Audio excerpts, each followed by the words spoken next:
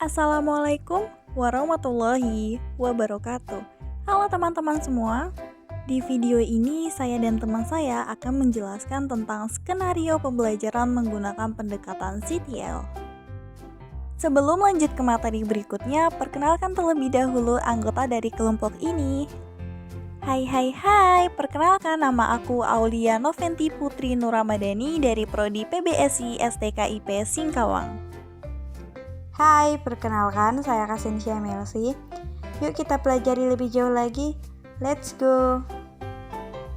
Sebenarnya apa sih itu CTL? Yuk kita cari tahu bersama. Jadi CTL atau pembelajaran Contextual Teaching and Learning, di mana pembelajaran CTL merupakan pembelajaran yang melibatkan siswa secara langsung dengan materi yang diberikan oleh guru. CTL adalah suatu pendekatan pembelajaran yang menekankan kepada proses keterlibatan siswa secara penuh untuk menemukan materi yang dipelajari dan menghubungkannya dengan situasi nyata. Khususnya pada pelajaran sains, siswa dapat memahami materi yang akan diberikan guru dan bisa mereka terapkan dalam kehidupan sehari-hari dan dapat meningkatkan hasil belajar siswa. Dengan pembelajaran CTL, siswa akan bekerja dan mengalami bukan mentransfer pengetahuan dari guru ke siswa semata. Strategi lebih dipentingkan daripada hasil, sehingga pengetahuan dan keterangan bukan dari apa kata guru. Dengan siswa diajak bekerja dan mengalami, siswa akan memahami konsep suatu materi dan nantinya diharapkan siswa dapat menggunakan daya nalarnya untuk menyelesaikan masalah-masalah yang ada. Selanjutnya yaitu adalah pendekatan CTL. Pendekatan Contextual Teaching and Learning atau CTL adalah konsep belajar yang membantu guru mengaitkan antara materi yang diajarkannya dengan situasi dunia nyata siswa dan mendorong siswa membuat hubungan antara pengetahuan yang dimilikinya dengan penerapannya dalam kehidupan mereka sebagai anggota keluarga dan masyarakat. Pendekatan kontekstual mempunyai 7 komponen utama, yaitu komponen pertama adalah konstruktivisme. Menurut pandangan konstruktivisme, pengetahuan tidak diberikan secara instan kepada siswa, melainkan harus dikonstruksi sendiri oleh siswa melalui keterlibatannya secara aktif dalam kegiatan pembelajaran, di mana siswa membangun pengetahuannya setahap demi setahap melalui langkah-langkah pembelajaran yang dirancang dengan baik oleh guru. Komponen kedua adalah penemuan atau inquiry. Penemuan merupakan bagian inti dari kegiatan pembelajaran berbasis CTL pengetahuan dan keterampilan yang diperoleh siswa diharapkan bukan hanya proses mengingat atau menghafal, melainkan diperoleh siswa melalui proses penemuan terbimbing. Pembelajaran dirancang sedemikian sehingga memberikan kesempatan kepada siswa untuk menemukan konsep atau pengetahuannya dengan bimbingan guru. Komponen ketiga adalah masyarakat belajar atau learning community. Berdasarkan konsep ini, siswa dapat mengkonstruksi pengetahuannya dengan baik melalui interaksi sosial. Seperti diskusi kelompok, pengetahuan siswa akan dimantapkan melalui proses diskusi. Learning community adalah pembelajaran yang didapat dari berkolaborasi dengan orang lain. Dalam pembelajaran ini selalu dilaksanakan dalam kelompok-kelompok yang anggotanya heterogen. Komponen keempat adalah bertanya atau questioning. Bertanya merupakan salah satu proses bagi siswa untuk mengkonstruksi konsep atau pengetahuan. Bagi siswa, bertanya merupakan bagian penting dalam pembelajaran berbasis inquiry, yakni menggali informasi, mengonfirmasikan apa yang sudah diketahui, dan mengarahkan perhatian pada aspek yang belum diketahui. Komponen kelima adalah pemodelan atau modeling. Menurut konsep ini, pembelajaran matematika memerlukan model yang dapat ditiru. Misalnya, guru berperan sebagai model yang memberikan contoh cara mengoperasikan sesuatu, menyelesaikan masalah dengan metode tertentu, dan sebagainya.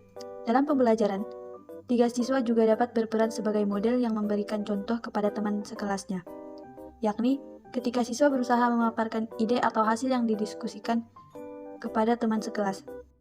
Komponen keenam adalah refleksi atau reflection. Refleksi adalah cara berpikir mengenai apa yang baru dipelajari. Refleksi merupakan respons siswa terhadap kejadian, aktivitas, atau pengetahuan yang telah dipelajari atau dikuasai siswa. Guru mengimplementasikan komponen ini dengan cara mereview atau merangkum bersama siswa mengenai materi pembelajaran yang telah dipelajari, juga mengenai apa yang telah dipahami maupun yang belum dipahami siswa. Komponen ketujuh adalah penilaian yang sebenarnya atau authentic assessment, yakni proses pengumpulan berbagai data yang dapat memberikan gambaran perkembangan belajar siswa. Data ini diambil selama kegiatan pembelajaran berlangsung, tidak hanya ketika pembelajaran selesai. Data tersebut berupa hasil tes tertulis, proyek atau laporan kegiatan karya siswa, performance atau penampilan presentasi yang dirangkum dalam portofolio siswa. Selanjutnya adalah apersepsi, merupakan kegiatan yang dilakukan guru sebelum memasuki kegiatan pembelajaran inti untuk menarik perhatian peserta didik agar lebih fokus terhadap ilmu atau pengalaman baru yang disampaikan oleh guru. Keberhasilan apersepsi ditentukan dari kreativitas atau cara guru untuk menarik fokus siswa agar proses pembelajaran lancar hingga penutupan. Selanjutnya ada umpan balik. Adalah tanggapan yang disampaikan oleh komunikan atau penerima pesan ketika seorang komunikator atau pemberi pesan menyampaikan pesannya. Sederhananya, umpan balik adalah respon atau tanggapan yang kita berikan atas pesan yang disampaikan orang lain kepada kita. Contohnya, ketika komunikator melontarkan pertanyaan, komunikan memberi feedback berupa jawaban atas pertanyaan itu. Selanjutnya ada langkah-langkah pembelajaran kontekstual teaching learning. Pertama, pengembangan pikiran bahwa siswa bisa belajar lebih berkualitas dengan cara bekerja sendiri, menemukan sendiri, dan mengkonstruksi sendiri pengetahuan dan keterampilan barunya. 2. Melaksanakan sejauh mungkin kegiatan inquiry untuk semua topik. 3. Mengembangkan sifat ingin tahu siswa dengan bertanya. 4. Menciptakan masyarakat belajar. 5. Menghadirkan model sebagai contoh belajar. 6. Melakukan refleksi di akhir pertemuan. Yang terakhir, melakukan penilaian yang sebenarnya dengan berbagai cara. Berikutnya adalah perencanaan, yaitu skenario pembelajaran materi keseimbangan ekosistem dengan menerapkan CTL. Skenario pembelajarannya yang pertama yaitu menyusun bahan ajar yang akan disampaikan kepada siswa. Yang kedua, membuat rencana pelaksanaan pembelajaran atau RPP KBM 3 dan KBM 4. Yang ketiga, mempersiapkan lembar aktivitas siswa dan alat peraga. Yang keempat, menyiapkan instrumen. Selanjutnya adalah pelaksanaan. Pada tahap ini, tindakan yang dilakukan yaitu poin A. Sebelum guru menyampaikan materi pelajaran yang akan dipelajari siswa, terlebih dahulu guru menyampaikan tujuan pembelajaran yang harus dicapai. Poin B. Guru menyampaikan materi pelajaran kepada siswa tentang keseimbangan ekosistem dengan model pembelajaran CTL antara lain mengidentifikasi bagian tumbuhan dan hewan yang dimanfaatkan manusia yang mengarah kepada kepunahan.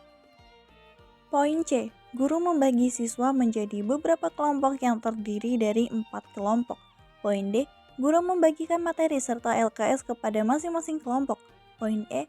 Guru meminta siswa melakukan pengamatan, mengkaji, dan menganalisis untuk menjawab soal yang ada di lembar kerja siswa atau LKS. Poin F. Guru menjelaskan secara singkat materi tentang keseimbangan ekosistem serta memperbaiki kesalahan yang dibuat siswa. Poin G.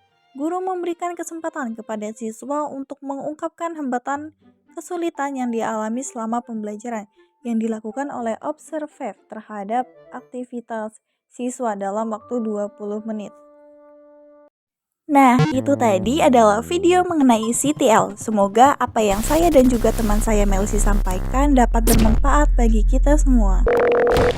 Saya akhiri, wassalamualaikum warahmatullahi wabarakatuh.